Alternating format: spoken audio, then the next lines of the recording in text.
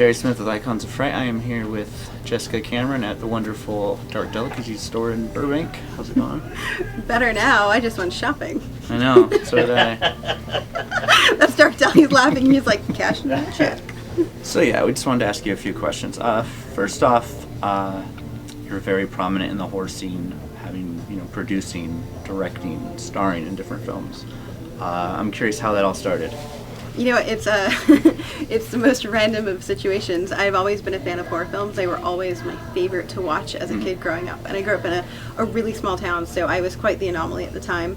And if you grew up in the 80s, prior to the internet, there wasn't really these like wonderful groupings of horror fans. You were kind of like little kids playing in a park. And I was like, did everyone see It? I love It! In the 90s, it's amazing! And everyone's like, what? So that was always my passion, and I loved it growing up. And then I would go to school for fashion design, and I got a degree, and I got hired right outside of school, and I was really proud. And then my first review came, and they had a problem with my speech. They felt I spoke too fast. So living in Ohio at the time to work at this prestigious company, they had me take a class to fix my speech, and when I couldn't find a speech class, my boss, who thought it was a joke, but it came from her boss's boss, she was like, just take an acting class and talk slowly around the stupid people. And I did, and I loved it. And then I just took classes for 2 years and studied everything I could learn, because I found that I just came alive, and I was stuck working at this horrible company that I hated in the daytime, and I would just take every class I could.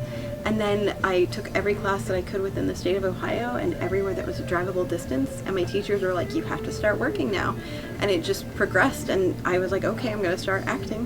And then by fluke, because it was the Midwest, most of the stuff I would audition for were horror films, which was perfect for me because I loved the genre so much. But it just so happened to be the main type of film that they were shooting over there.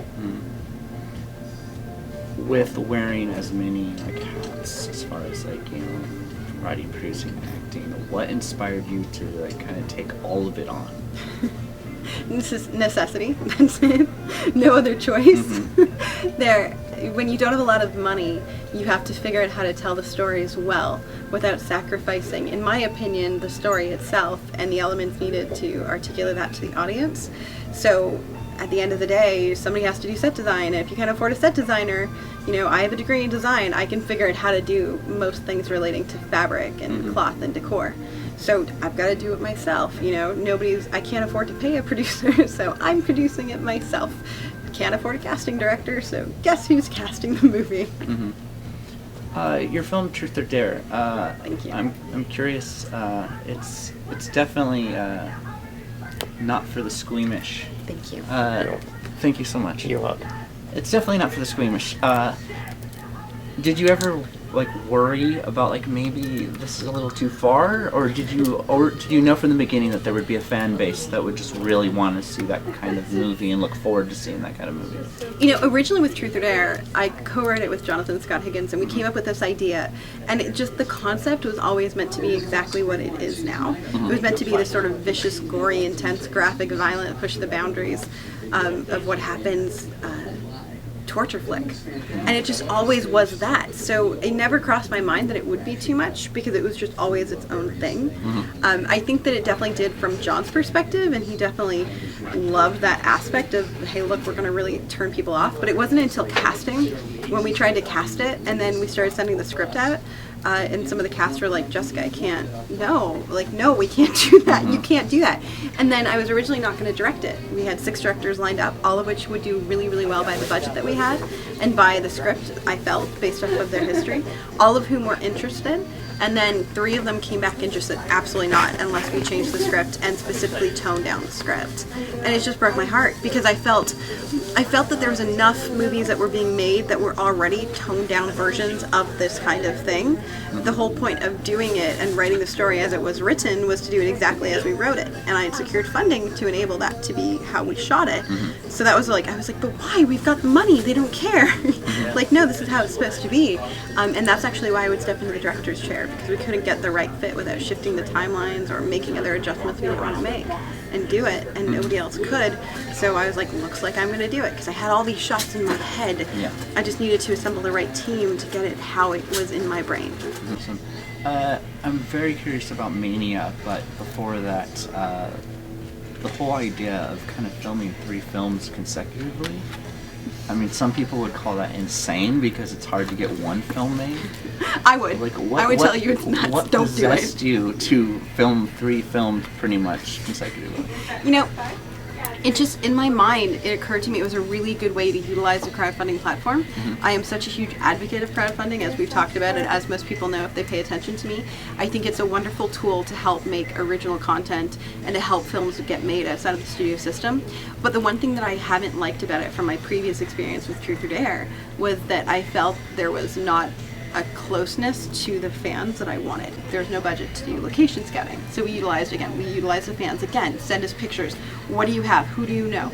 We had these scenes. We had a script, the original script, Mania, we were gonna do while filming cross country anyways. And it has a bunch of like, we need gas stations, I need a motel, I need this. But there are things that in theory you should be able to find in multiple states. So it's making sure that you have a script that's conducive to that style of filming. You know, where we knew that we needed a couple vehicles, but we're like, well, I'm not really bent. They take a car here. It doesn't have to be a specific type of car. It just has to be not a very new one, you know? So it's figuring out what you can do and what you can't do. And then when we looked about the actual process, and we knew that for Mania we really wanted to travel ground because it was right for the story. They're traveling for 9 days in the script. So it didn't make any sense that they would barely get out of a couple states. I'm like, no, you travel across the country. And our girls in our story, they're gonna freaking get some miles under them. Or at least I would, so I'm gonna make my characters do that. So it didn't feel right to fake it by doing a couple states. So it just made sense to try, ideally, to get the fans involved all across America, which we did, and then it just became a logistical thing where we're like, well, if we're gonna be traveling all across America, it doesn't really make sense to make one movie traveling there and then just drive back. That's kind of anticlimactic. Let's make a second movie on the way back, which is very hard. And then from there I found a script that I felt could be adjusted to be filmed this way. I've known Ryan Andrews for years, and he's got a large selection of scripts, and I was like, which one of these will work under these conditions? Which ones can we adjust? And he had this one story that was a hitchhiker tale that I really loved, but in my mind, when I read the script, the hitchhiker should just be female, and it was male. I was like, can we make the hitchhiker a female? Because that's what I think makes this interesting and what makes it different. And then we can change all of the stuff that, you know, would be affected by that. And we've got a really original tale on a very similar theme that I haven't seen that I would like to see as a fan. And that's what we did. And then we decided that the whole process was going to be so crazy that we had to film it. You know, when I go to these film festivals or these conventions, I always get these wonderful filmmakers who are like, tell me what you did, tell me how you do it. I'm like, I don't have enough time in the day to tell you everything. And honestly, we're not going to cover everything in a 90-minute doc, but the goal is to try to cover a lot of it and also sort of show you like kind of the mindset that I believe is the most helpful to be in, that sort of make it work without sacrificing the story. You know, it might be that we don't sleep, it might be that we are late on our food, or, you know, at one point in Kill the PA when we were shooting Mania, we had a director's monitor, which for those of you who don't know, it's the monitor that I, as a director, am looking through, and then there's the EVF, which is the monitor on the camera, which my DP is looking through. So fluke accident on a Saturday in Ohio, which means there's no rental houses in Ohio open on the weekends. My director monitor gets knocked over by a crew member and shatters. Okay, fine, so I can still watch playback in the EVF with my DP, we're still fine. 8 hours later, same 8 hours, we're just filming a shot and I'm looking at my scene behind my lovely DP and I see smoke coming out of the EVF attached to the camera. And it's a Saturday. So I'm like, Josh, cut, take it off. Take off your EVF, it's on fire. And I'm like, I don't even know why. Fluke accident happened. The wires became bare on the interior of this EVF, short-circuited the circuit board and caused a little fire. So we lost the EVF. So now we have no monitor. We have a camera, we have cast, we have crew, we have everything set up to film. We can't afford a random day off because all of our days off were travel days. What do? So we ended up going to Walmart at 2 in the morning and getting a 19-inch television. A TV monitor, for those of you who don't know, it works the same as a monitor, it's just not convenient. It's big. I just picture someone running around with like a flat screen. Yeah, he was running around with a 19-inch flat screen. He's like, yeah, it's great though, but again, it's innovative. It's how can we solve this problem? This might not be the right way to do it, it might not be our ideal way, but this is what we have.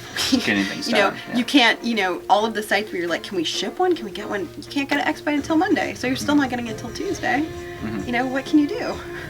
Awesome. My last question, so we don't take up all of Dill's time, is Mania. I'm very excited about it. I love what I've seen so far. I love what I've read so far. What can you tell us about that film? Mania is my little fucked up lesbian love story, which obviously that's how we're promoting it, but that's also just what it is, which is what I love about it. It's, think Thelma and Louise meets Henry Portrait of a Serial Killer. It's really fun. Jonathan Scott Higgins wrote one hell of a script that I read it. I was like, I want to see this movie. And that's kind of, I'm not a huge fan of directing, and I only direct typically when I see a script that should get made that's not. And I really want to fight to get it made. And now people give me money, which is weird because I'm like, really? But okay, I'll take it. I'll make this great movie. And it's just a really, really fun flick. You know, the score is exceptional right now. The images are surreal. You know, as an actor, this is the kind of movie that I want to act in. You know, this is a kind of role that is meaty and original that I don't feel enough people are doing. And it's like the kind of original story that I wish Hollywood would sort of get behind. You know, nobody's doing this, and that's why we should, because it's a good story, it's an original story, it's one that we will watch. Nobody's making it because nobody's doing that kind of content. You know, everyone's focused on paranormal and haunted and possession and all that stuff, which is fine, but I really want to fight to get these original stories made, and it's just such a fresh tale that I can't wait. And it's got these beautiful dream sequences that are just amazing.